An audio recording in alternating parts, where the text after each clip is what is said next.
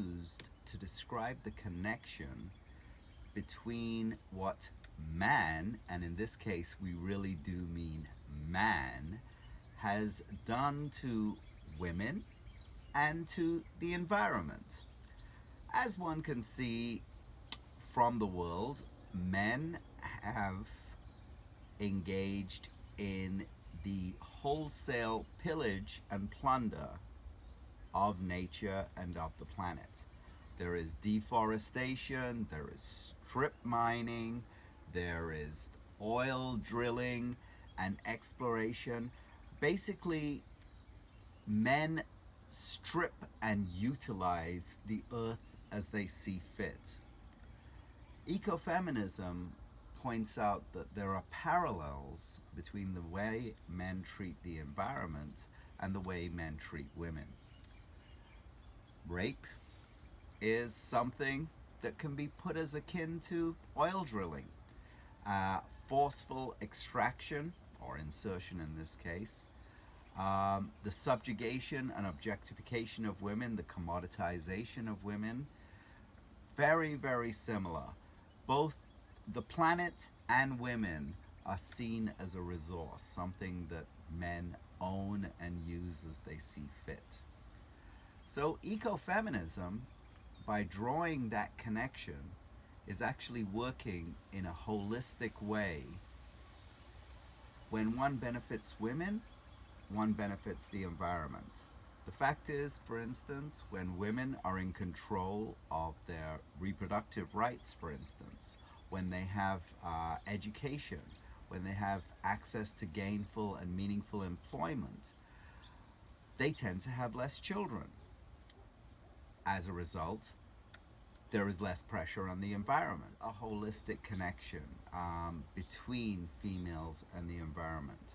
Studies have shown that women tend to use less resources. The behaviors they engage in tend to be less exploitative of natural resources. So being an ecofeminist is actually a really powerful way of making that connection between the two and finding solutions that benefit one, which benefits the other. Either women, which benefit the environment, or the environment, which also benefits women.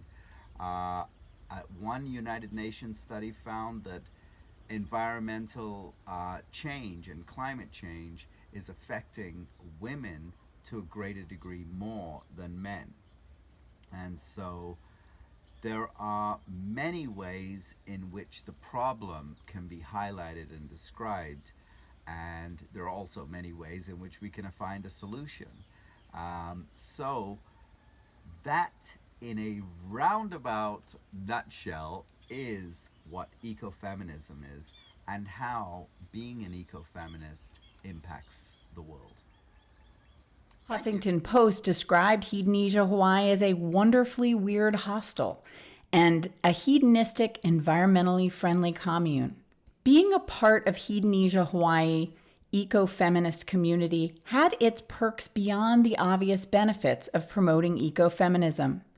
Life at Hedonism, Hawaii was filled with bonfires and s'mores, lush rainforests, geckos, wildlife, pleasure, laughter, cats and dogs, chickens and pigs, and the warm feeling that comes from knowing you're doing good in the world. But then, on May 26, 2018, disaster struck. Coming out of the zone, and this is where the police, and this is where the lava is. This is how it is in relation to where I live. Look at that.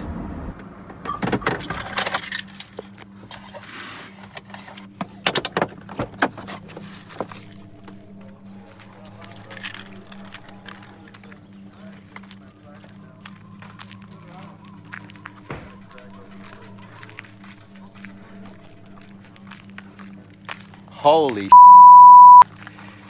wow. This is the crack that is on Pohoiki, which is blocking the road. Lava from the Kilauea volcano destroyed the Hedonism, Hawaii eco-feminist community, covering more than 75% of the property with scorching hot lava. One of the founding principles of Hedonism was the Buddhist concept of loving non-attachment. The community was located in Lava Zone 1 on Kilauea Volcano's lower East Rift Zone. Mojo always knew there was a chance that the community could be affected by an eruption. He didn't expect a volcanic eruption to destroy the community, but at the same time, he understood that impermanence was an integral part of life. Probably around there is where my house used to be.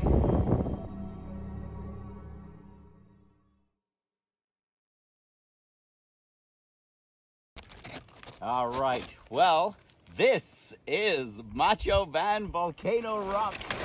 Move it! After the volcanic eruption and destruction of the Hedonism, Hawaii eco-feminist community, Mojo moved to Portland, Oregon to start the process of rebuilding.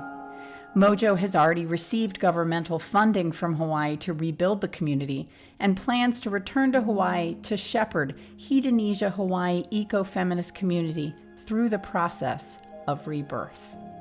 Aloha. I'm on my last piece of green land left, and as you can see, that is all my land. It is all destroyed except for the green that's behind me.